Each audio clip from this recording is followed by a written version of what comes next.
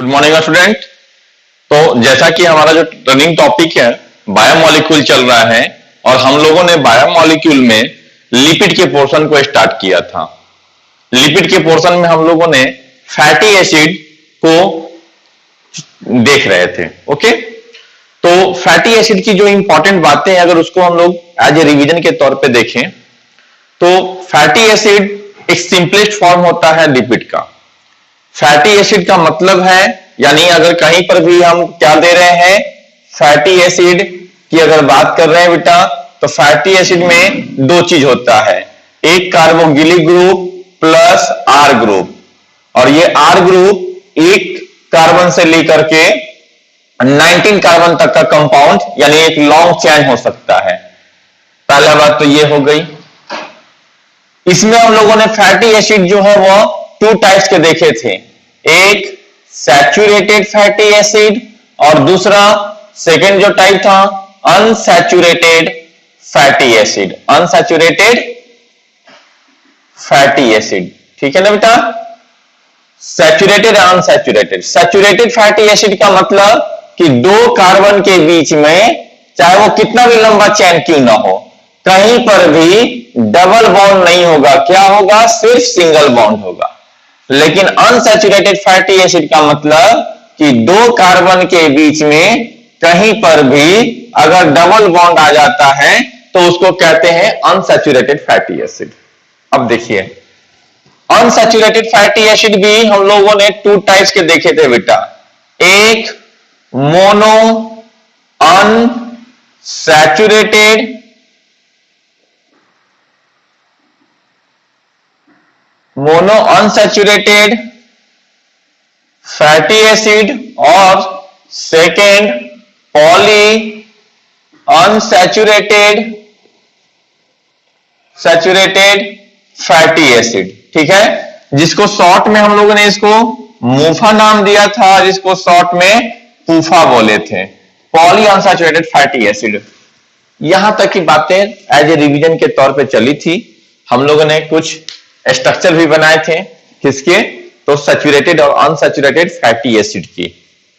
अब इसी में कुछ इंपॉर्टेंट पॉइंट जो है आपको अभी यहीं पे मैं फिर बता रहा हूं कि जो फैटी एसिड होता है, जैसे आप ओलिक एसिड का ही देख लो। ओलिक एसिड का क्या था, CH3 और CH2 का 7 CH double bond CH CH2 का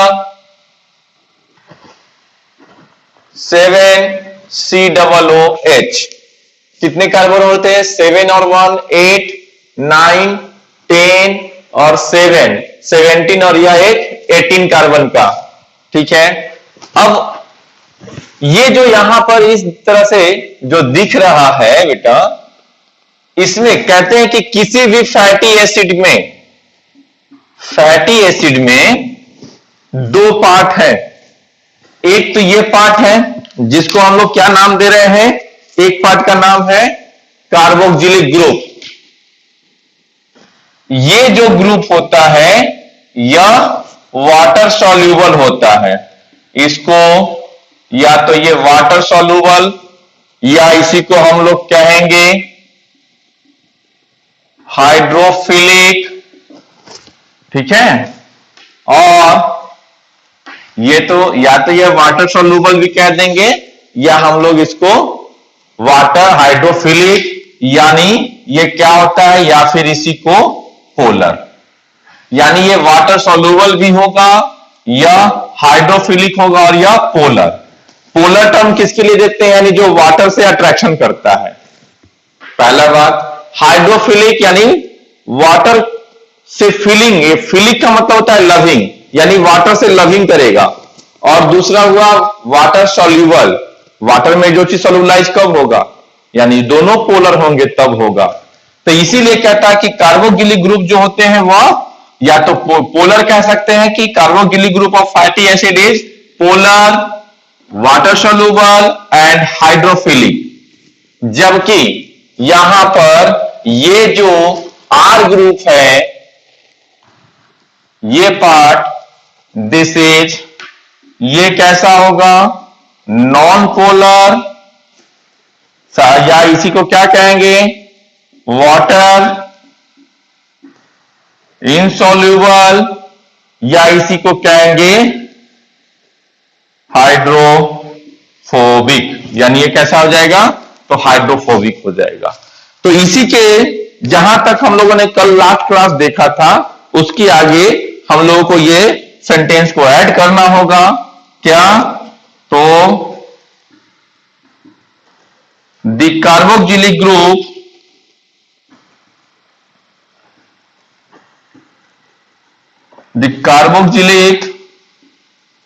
group of fatty acid is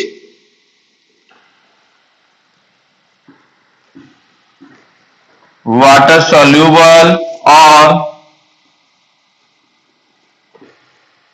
hydrophilic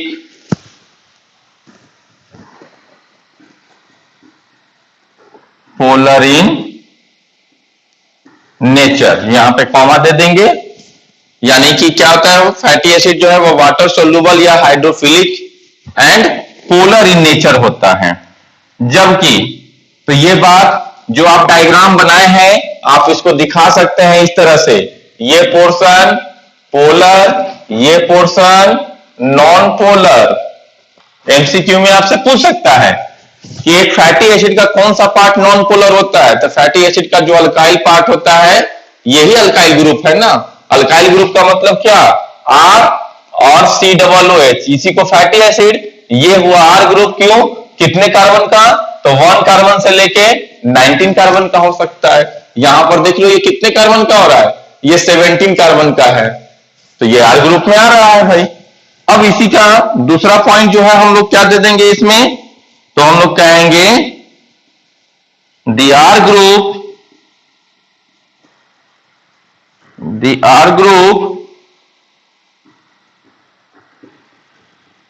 group of fatty acid is non polar,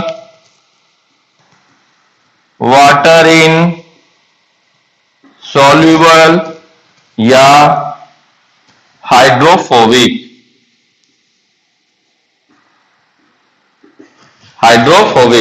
अब देखो यहां पर मैंने कैपिटल से लिख दिया, तो इसका मतलब ये नहीं है कि आपको भी मैंडेटरी, हम किसी चीज को हाईलाइट करने के लिए सेंटेंस के बीच में भी किसी वर्ड में कैपिटल लेटर यूज कर लेते हैं।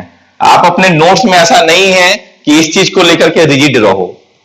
ये हमें यहां लैंग्वेज से बहुत ज्यादा परेशान नहीं होना है, हमें मेन साइंस के बारे में परेशान होना है कि एक्चुअल में साइंस का ये पॉइंट कहना क्या चाहता है। ओके, तो हाइड्रोफोबिक इन नेचर, तो यहां पर ये हाइड्रोफोबिक नेचर का हो गया। तो ये फैटी एसिड के एक इंपॉर्टेंट पॉइंट जो है वो हम लोगों ने कंप्लीट कर लिया। अब इसके अलावा साथ साथ कुछ और भी इंपॉर्टेंट पॉइंट है जो फैटी एसिड से रिलेटेड है। ओके, चलिए उन सब पॉइंट को हम लोग यहां पर फिर से देखते हैं और कौन कौन सा पॉइंट है। देखो, मैक्सिमम जो प्लांट होते हैं वो सभी तरह के फैटी एसिड का सिंथेसिस करते हैं, यानी वो खुद बनाते हैं। प्लांट कभी कोई चीज दूसरे से नहीं लेता है।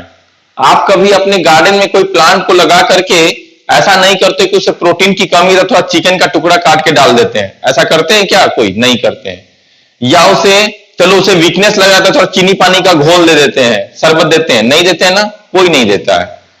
प्लांट को सिर्फ क्या चाहिए, मिट्टी से मिनरल्स, दैट मीन्स की कैल्शियम, पोटेशियम, फास्फोरस, ये सारे चीज चाहिए, और उसी मिट्टी से उसे वाटर चाहिए, और इस एटमॉस्फेयर से CO2 चाहिए, और सन से सनलाइट चाहिए, बस। इसके अलावा उसे नथिंग, किसी चीज की जरूरत नहीं है। उसे कोई भी रेडीमेड ऑर्गेनिक कंपाउंड की जरूरत नहीं पड़ती है अपने लिए, वो सारा खुद बनाता है। तो ऑब्वियस सी बात है, आप देखो यहां पर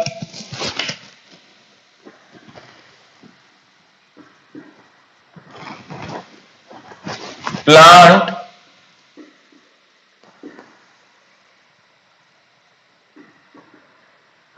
synthesize all types of fatty acid and animal also.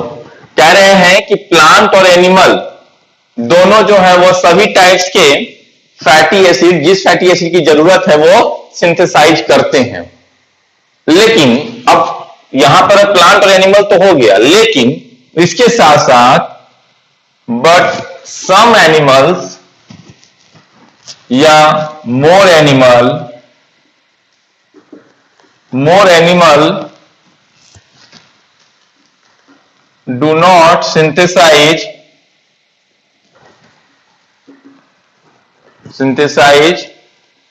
three fatty acid। बहुत सारे ऐसे एनिमल हैं जो ये 3 फैटी एसिड का सिंथेसिस नहीं करते हैं। वो 3 फैटी एसिड कौन कौन से हैं भाई? तो वो 3 फैटी एसिड हैं, इधर डैश दिया, और वो 3 फैटी एसिड हैं linoleic acid, linolenic acid and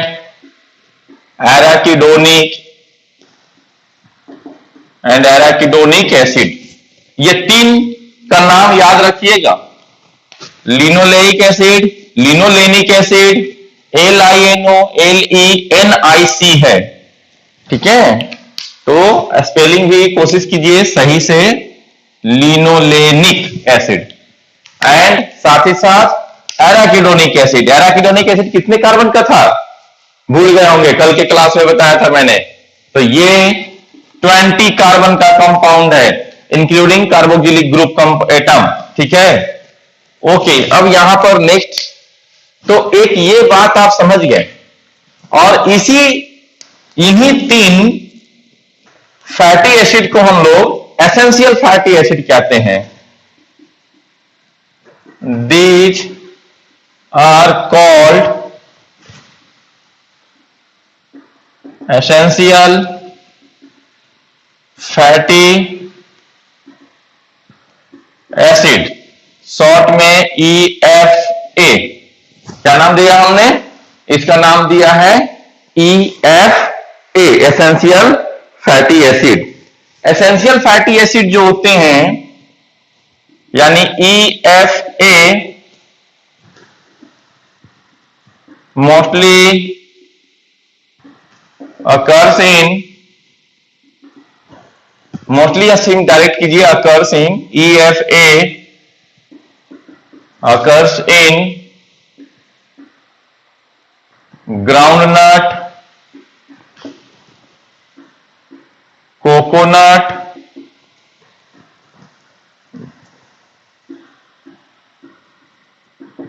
sunflower and cotton seed. तो सनफ्लावर के सीड में मिलेगा, कोकोनट में मिलेगा, ग्राउंडनट के सीड में मिलेगा और कॉटन के सीड में मिलेगा। ये जो है वो जनरली EFA सब में मिलते हैं।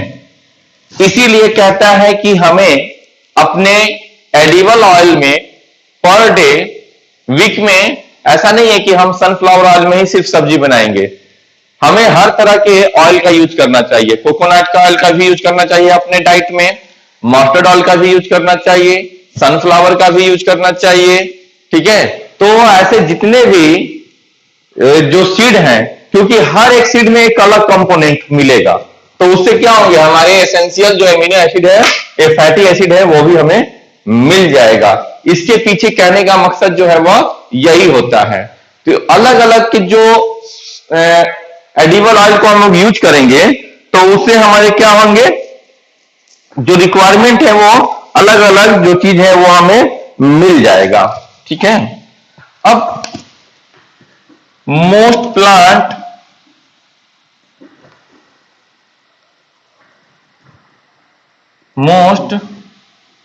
plant have unsaturated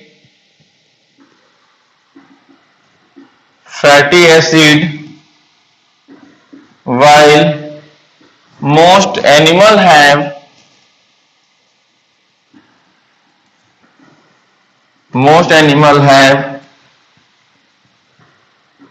saturated most animal have saturated fatty acid. Most animal have saturated fatty acid. अब फिश ऑयल का भी यूज किया जाता है। उसमें फायदा क्या होता है कि फिश ऑयल जो है उसमें ओमेगा 3 फैटी एसिड मिलता है। मैरीन फिश ऑयल मॉकरेल जो फिश है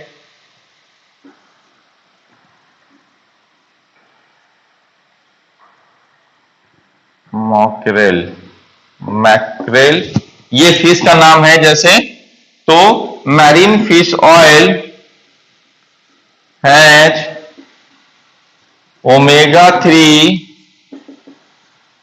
fatty acid. Omega 3 fatty acid में एक्चुअल में क्या होता है, पोजेसेस डबल बॉन्ड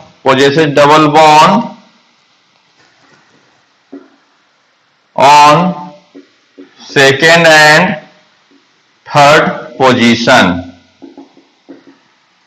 सेकेंड और थर्ड पोजीशन में उसमें क्या होते हैं, double bond, possesses double bond on second and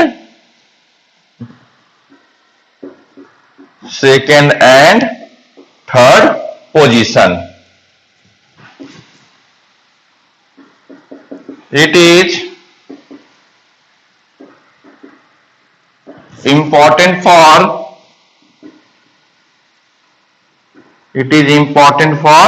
brain. ये क्या होता है, ये ब्रेन के लिए इंपॉर्टेंट होता है। कौन, ओमेगा 3 फैटी एसिड, नाम ही है इसका। तो omega 3 fatty acid important for the brain functioning. हमारे ब्रेन को सही काम करने के लिए ओमेगा 3 फैटी एसिड काफी अच्छा होता है। और ये मैरीन फिश में भी हमें मिलता है। इसका मतलब ये नहीं सिर्फ मैरीन फिश में मिलता है, ठीक है, इसका मतलब ये नहीं, लेकिन उसमें मिलता है। इसके अलावा साथ साथ और किसमें मिलेगा, तो ऐसे बहुत सारे ड्राई फ्रूट है, बाकी जो दूसरे प्लांट है उसमें भी हमें मिलता है ओमेगा 3 फैटी एसिड। नेक्स्ट ये पॉइंट के बाद में, तो ये बात थोड़ा सा आप ध्यान रखिए, इसलिए मैंने इसको क्या किया है, आपके लिए मैंने इसको अंडरलाइन कर दिया है, ठीक है। अब आइए, एक पॉइंट कहता है पूफा के बारे में, कि जो पूफा होता है,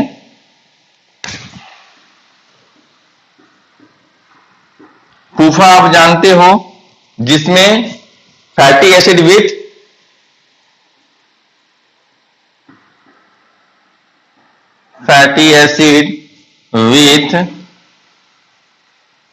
डबल फैटी एसिड विथ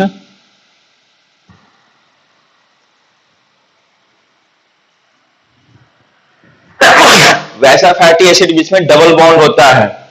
और डबल बॉन्ड भी कितने होंगे, तो 2 से ज्यादा, यानी 1 से ज्यादा, मोर देन वन, ठीक है। तो उसको क्या कहेंगे, पूफा।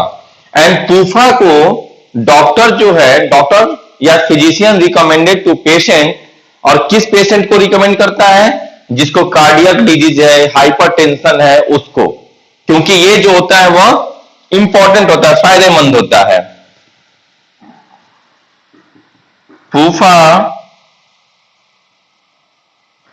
recommended by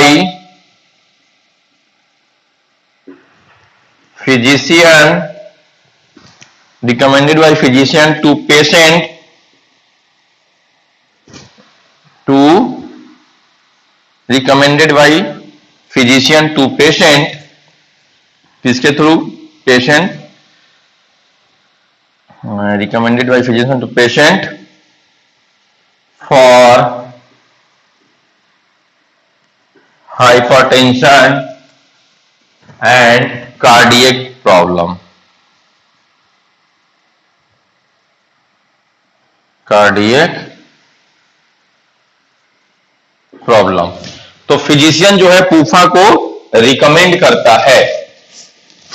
ये इंपॉर्टेंट यहां तक की बातें हो गई। अब एक चीज समझो कि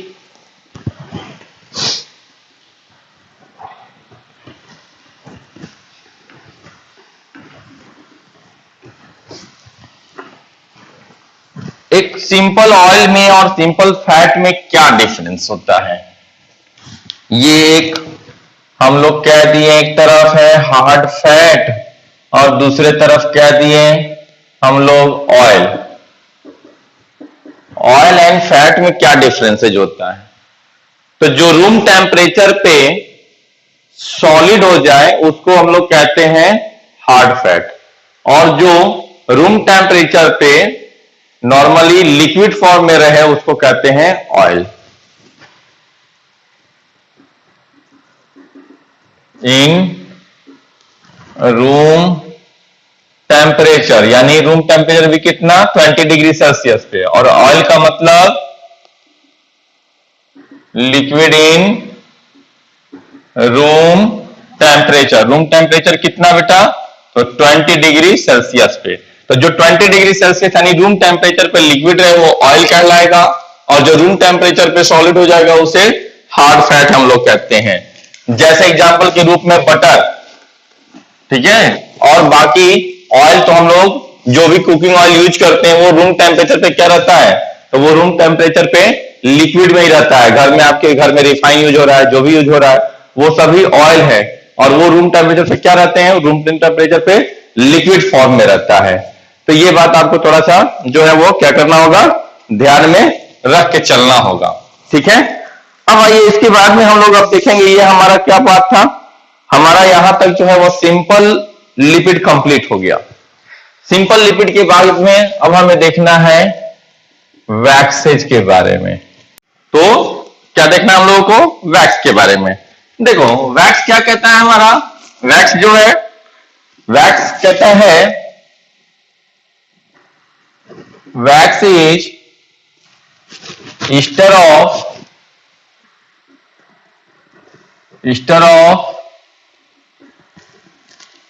फैटी एसिड।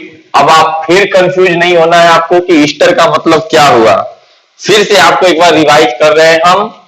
ईस्टर का मतलब होता है कि जब कोई भी एसिड रिएक्ट करता है अल्कोहल के साथ। एसिड किसको कहते हैं, तो कहीं पर भी COOH जिसके साथ जुड़ा है। आखिर नाम क्यों पड़ा फैटी एसिड, ये नाम फैटी एसिड क्यों पड़ा, क्योंकि फैटी एसिड में आपने क्या देखा था, फैटी एसिड में R और COOH देखा था, तो एसिड टर्म लग गया इसके साथ। तो उसी तरह यहां पर जब कभी भी COOH और OH रिएक्ट करेंगे और यहां से एक H2O क्या हो जाएगा, रिलीज हो जाएगा, ठीक है। तो ये आपको याद रखना पड़ेगा बात। इसी को कहते हैं स्टेरिफिकेशन। इस प्रोसेस का नाम हुआ स्टेरिफिकेशन, और जो कंपाउंड बना वो ईस्टर हुआ। तो इसीलिए कह रहा है कि wax is ester of fatty acid,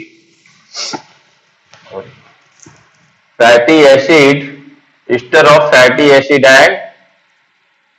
and alcohol of high molecular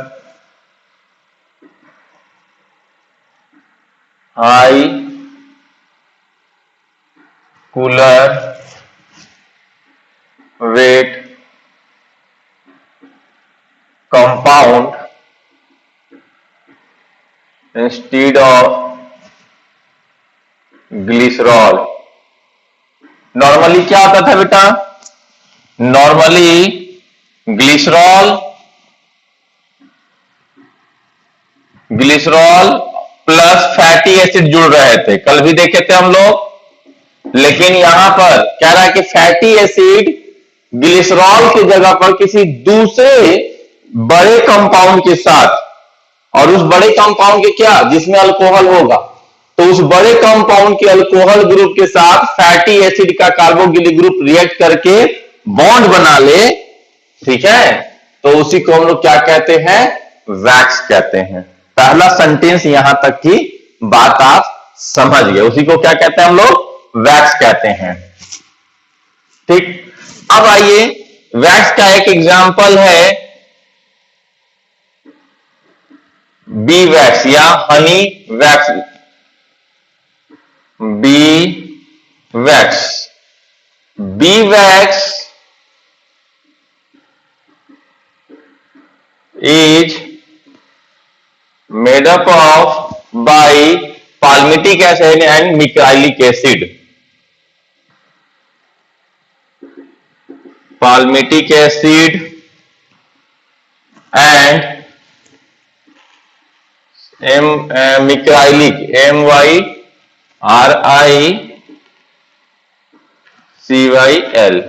micrylic acid।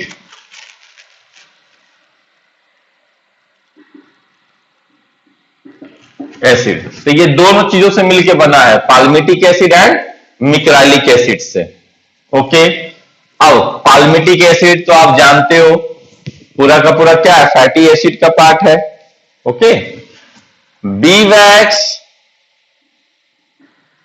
Is also called, B wax जो होते हैं उसको हेक्साकोसाइल कहते हैं, हेक्साकोसिल, ये इसी का बी वैक्स का ये दूसरा नाम है। वैक्स जो होता है वह एक प्रोटेक्टिंग कवर बनाने का काम करता है, लीव्स, प्लांट के लीव्स के ऊपर, स्किन के ऊपर, हमारे हेयर के ऊपर। तो उससे क्या था, या बहुत सारे एनिमल के स्किन के ऊपर, क्यों, क्योंकि यह वाटर इनसॉल्युबल होता है। तो देखिए waxes are water in soluble, waxes are water in soluble and it works as protection। Example में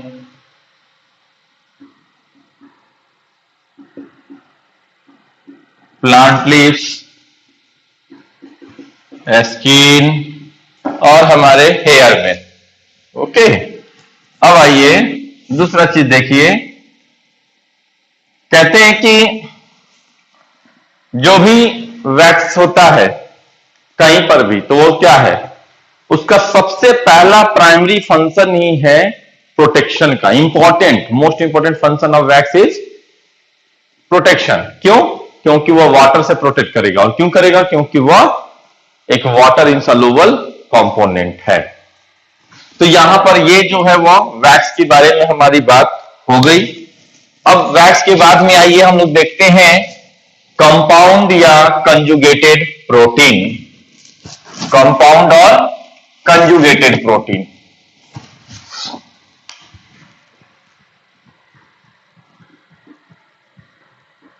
कंपाउंड और कंजुगेटेड, कंपाउंड और कंजुगेटेड प्रोटीन। इसमें क्या होता है, कंपाउंड और कंजुगेटेड प्रोटीन में, इसमें भी स्टेरिफिकेशन होगा फैटी एसिड का अल्कोहल के साथ, लेकिन उसके साथ साथ कोई अदर सब्सटेंस भी होंगे। तो ester of fatty acid, ester of fatty acid with alcohol and other substance. जैसे मोस्ट इंपॉर्टेंट एक एग्जांपल है आपका फॉस्फोलिपिड। फॉस्फोलिपिड का हमें स्ट्रक्चर भी देखना है। क्यों भाई, क्योंकि फॉस्फोलिपिड आपने क्लास 11th के इसी पार्ट में सेल टॉपिक को कर किया है, और उस सेल के टॉपिक में सबसे पहला पार्ट जो है वो प्लाज्मा मेम्ब्रेन आया होगा, और प्लाज्मा मेम्ब्रेन का केमिकल कंपोजिशन ही फॉस्फोलाइपोप्रोटीन का बना होता है, ठीक है ना। तो वहां पर जो प्रोटीन होता है वो फॉस्फो, तो वहां पर वो देखो कि जो फॉस्फोप्रोटीन है वो ये सॉरी लाइपो, तो वहां पर फॉस्फेट और लिपिड जो है वो कैसे अटैच हैं।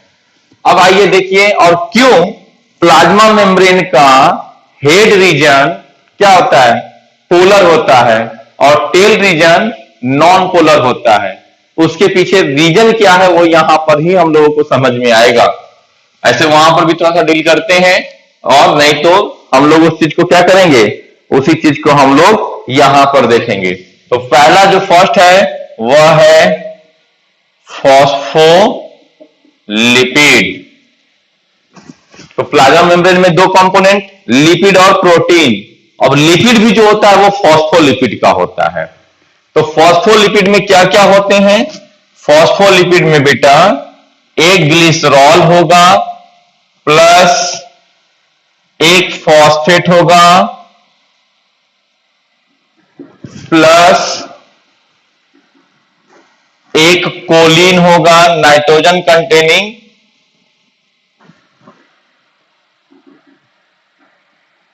Nitrogen with choline plus 2 fatty acid. हमने क्या क्या बोला, 1 glycerol, 1 phosphate, 1 nitrogen containing choline and 2 fatty acid. अब अगर इसके स्ट्रक्चर की हम लोग बात करें तो इसका स्ट्रक्चर जो है वो किस तरह से बनता है। अगर इसके केमिकल नेचर का, ग्लिसरॉल का स्ट्रक्चर पहले बना लो, CH2OH CH, इसको इधर से दे दो, बीच में स्ट्रक्चर बनाते हैं हम लोग, CH2OH CH OH और CH2OH, ग्लिसरॉल का बन गया। ठीक, अब उसके साथ साथ क्या कह रहा है, 2 फैटी एसिड कह रहे हैं। फैटी एसिड का क्या करते हैं हम लोग, HOOC यानी COOH प्लस R1, फिर इसी इधर भी दे देंगे हम लोग HOOC प्लस R2। ओके, अब क्या बचा, ये दोनों जगह पोजीशन तो इसके फुल हो गए, 2 ही फैटी एसिड का दिखा दिया, ग्लिसरॉल दिखा दिया। अब हमें एक फॉस्फेट दिखाना है। फॉस्फेट का फॉर्मूला क्या होता है, फॉस्फेट याद रखिएगा, फॉस्फेट अभी आगे के इसी टॉपिक में आगे आने वाला है, H3PO4। अब उसका स्ट्रक्चर जो है वो हम लोग इस तरह से उसको हम लोग दिखा देंगे, OH और OH। पहले इतना स्ट्रक्चर हो गया।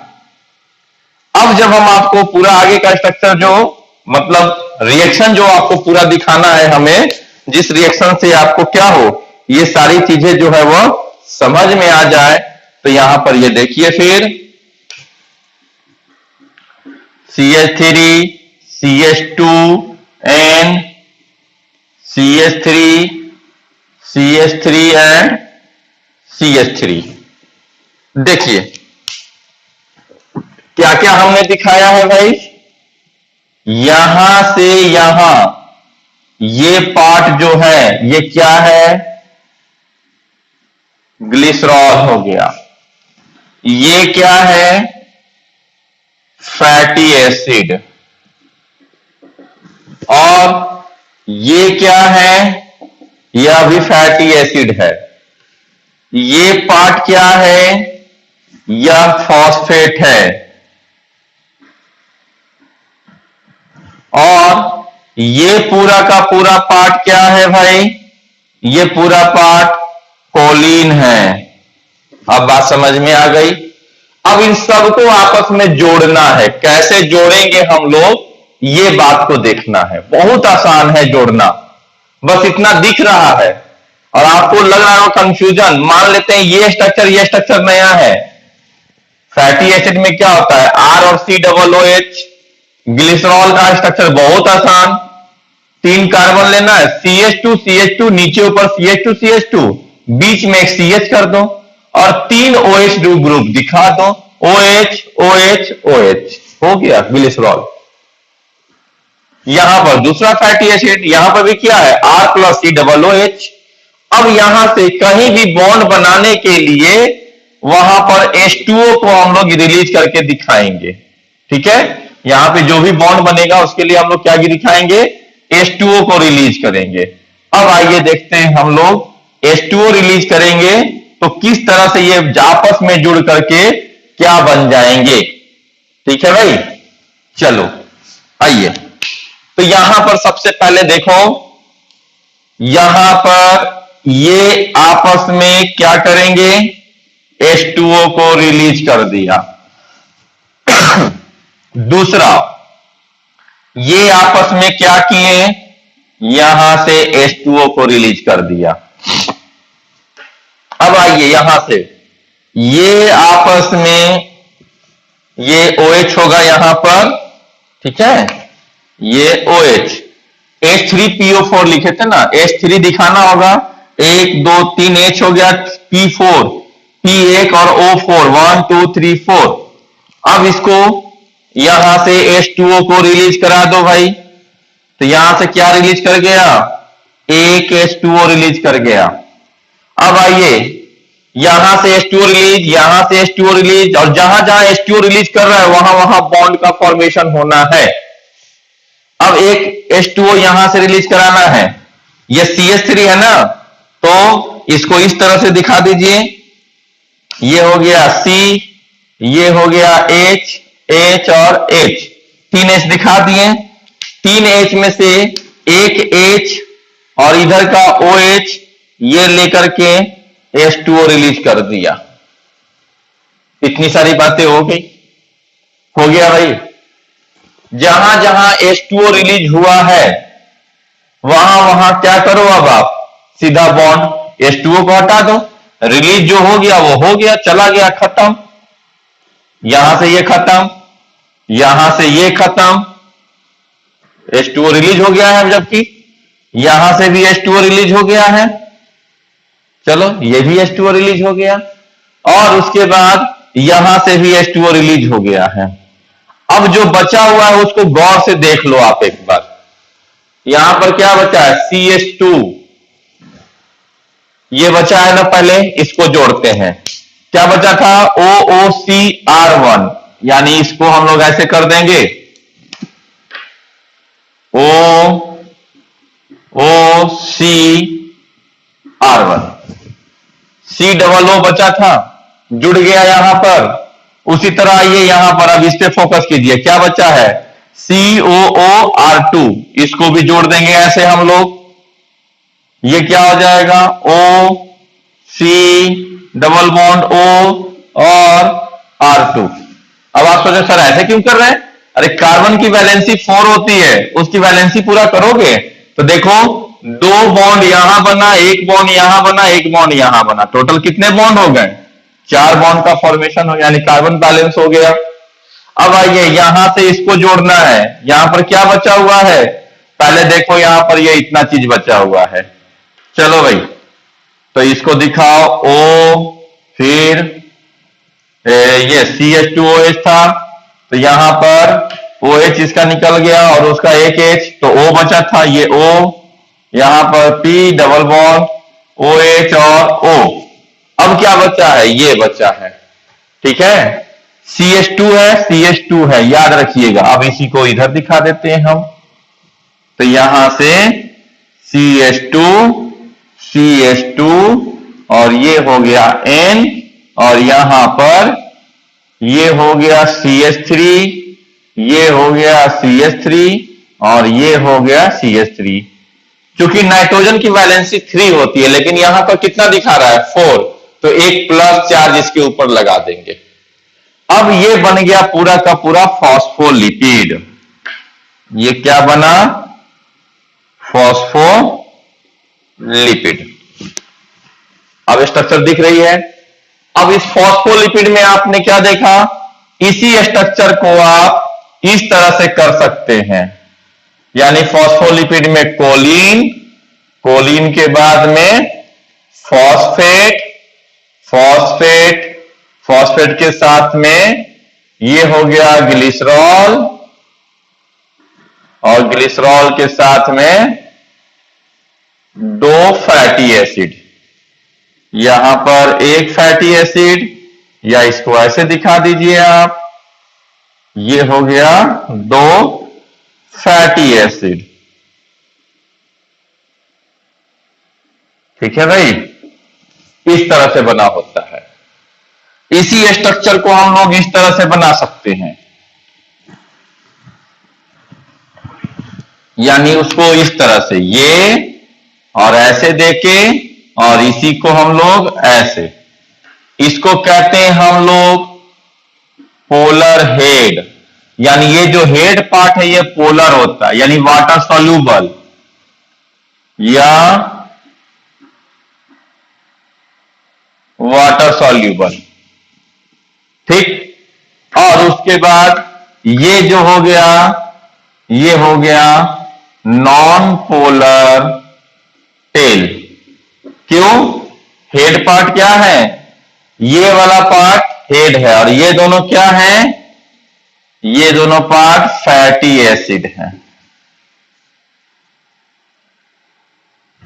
अब समझ गए?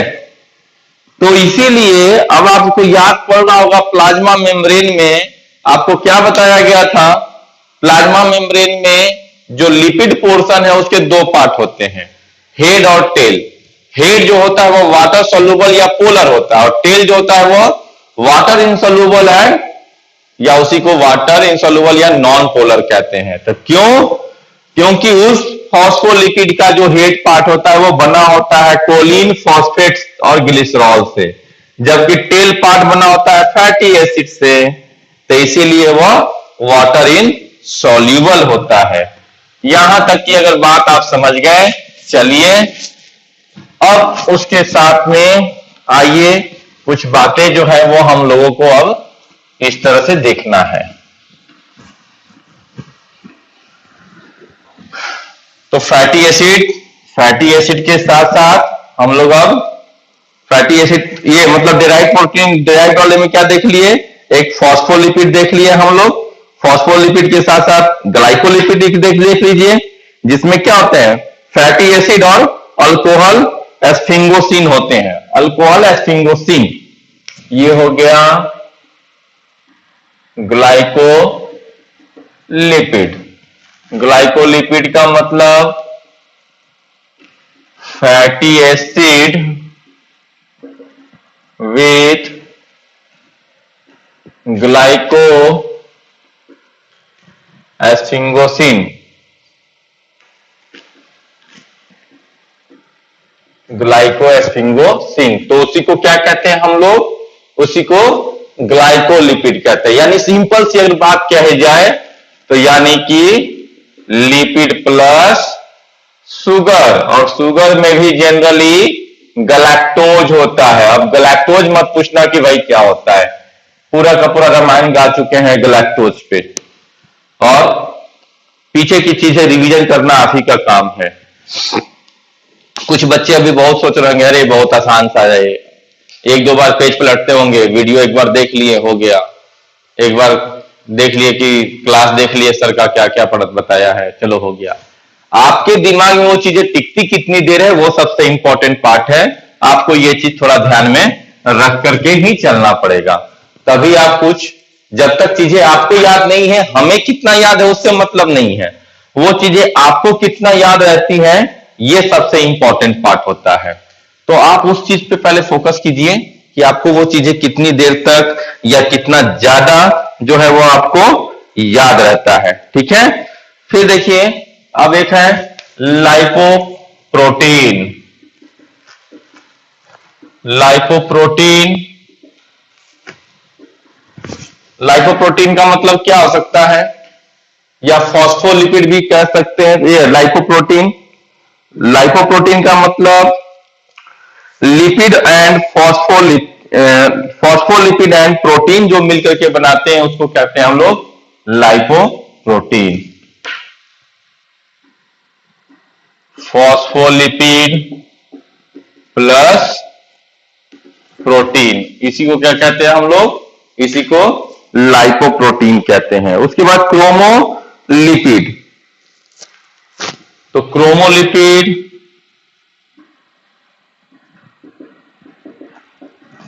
यानी लिपिड कंटेन पिगमेंट,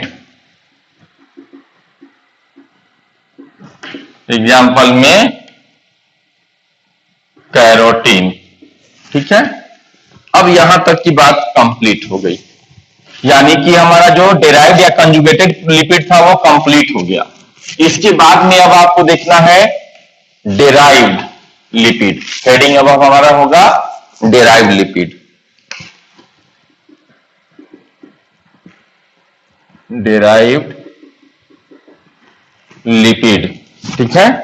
तो डेराइव्ड लिपिड क्या कहता है हमारा, डेराइव्ड लिपिड जो है वह, डेराइव्ड लिपिड का एक एग्जांपल कौन सा है, तो स्टेरॉयड है। ये हो गया स्टेरॉयड, ठीक है। तो do not contain fatty acid, steroid में फैटी एसिड नहीं होता है। Do not contain fatty acid but are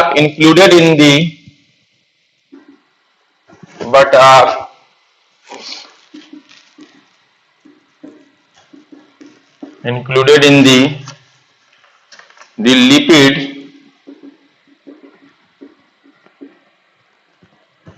because they have fat like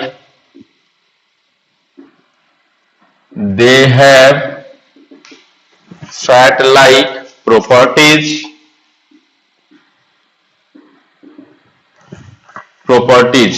The most common steroids are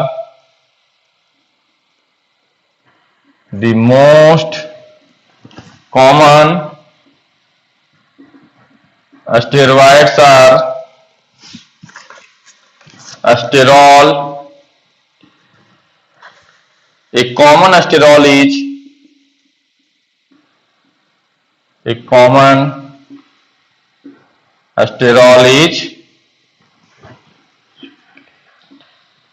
cholesterol, ठीक है। तो एक कोलेस्टेरॉल का स्ट्रक्चर है,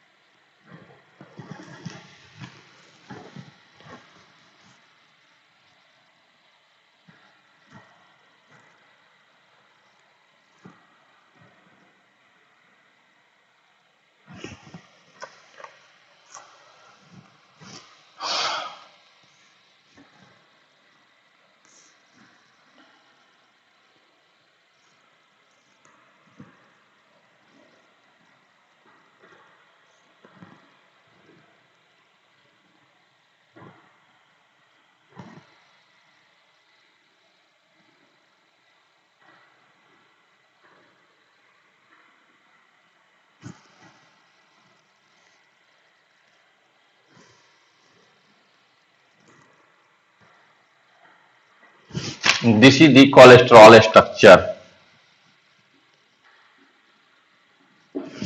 आपको क्या करेगा एमसीक्यू में, ऐसा स्ट्रक्चर देगा और यहां पर का कोई भी एक पार्ट गायब कर देगा और ऑप्शन में देगा कि कौन सा स्ट्रक्चर सही है। तो आप इसके स्ट्रक्चर को थोड़ा आपको याद रखना पड़ेगा, ये स्ट्रक्चर आपको याद रखना पड़ेगा क्योंकि ये जरूरी है। ओके, अब आइए कोलेस्ट्रॉल के बाद में नेक्स्ट हेडिंग है प्रोस्टाग्लैंडिन। कोलेस्ट्रॉल के बाद में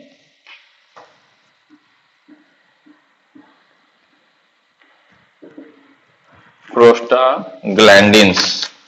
It is a group of hormone. It is a group of hormone like unsaturated fatty acid, unsaturated fatty acid which function as messenger substances,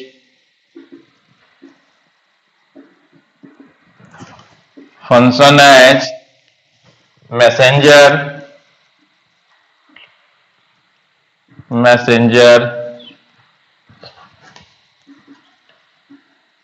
substances between cell. They are derived from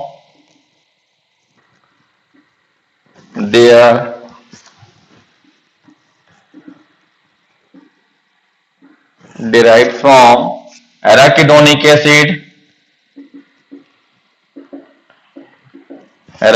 acid and related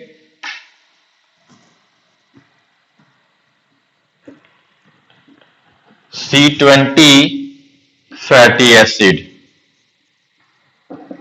मतलब समझो, देखो कि कह रहा है कि यह एक हार्मोन का ग्रुप है। हाँ, प्रोस्टाग्लैंडिन जो है वो एक हार्मोन का ग्रुप है जो सेल के बीच में एज ए कम्युनिकेशन के रूप में काम करता है। और यह बनता किससे है? तो एराकिडोनिक एसिड से या उससे रिलेटेड। एराकिडोनिक एसिड भी कितने कार्बन का था? 20 कार्बन का कंपाउंड था। तो या तो एराकिडोनिक एसिड से बनेगा या 20 कार्बन के रिलेटेड किसी दूसरे फैटी एसिड से भी बन सकता है। तो यहां तक ये बात जो है वो प्रोस्टाग्लैंडिन के लिए याद रखिए। अब एक कह रहे हैं कि another steroid compound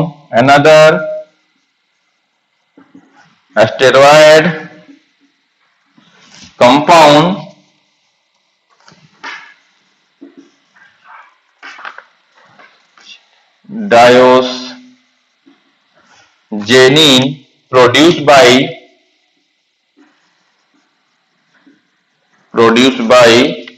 the yam plant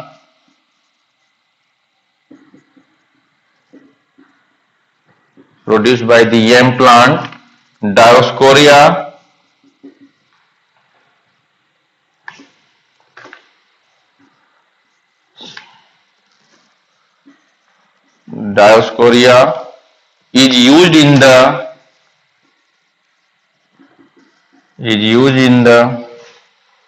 manufacture of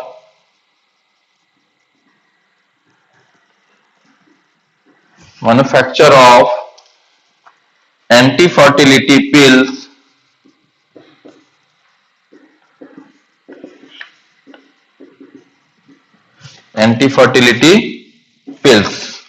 तो ये उससे जो है वह मैन्युफैक्चर होने वाला यह एक एज ए एंटी फर्टिलिटी पिल के रूप में इसको यूज किया जाता है।